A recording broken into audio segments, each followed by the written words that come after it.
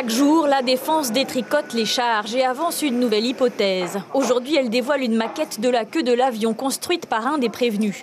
Basée sur les rapports du bureau Enquête et Analyse et du centre d'essai des propulseurs, elle reprend le cheminement des câbles. En cause, le déchirement d'une cloison causée au moment du relevage de l'épave avec un câble bien tendu selon elle.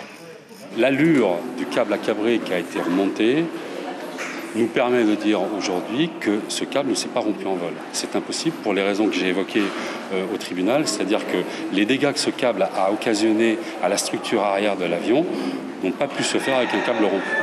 Autre point, l'usure du câble était-elle due à un manquement dans la maintenance? Pour l'expert judiciaire, il y a eu de nombreuses opérations non conformes et le twin-otter n'avait de fait pas le droit de voler. Pour le BEA, les recommandations du constructeur restent ambiguës. Si la durée de vie du câble en atmosphère saline est de 12 mois, rien ne précise selon lui que le câble doit être neuf. Les familles s'exaspèrent devant tant d'approximations. On installe un câble neuf, il a 5 ans en atmosphère sèche, 5 ans en atmosphère saline, et 1 an en atmosphère saline. Ce sont les règles. Elles ne sont pas cumulatives. On ne cumule pas, c'est pas 5 plus 1.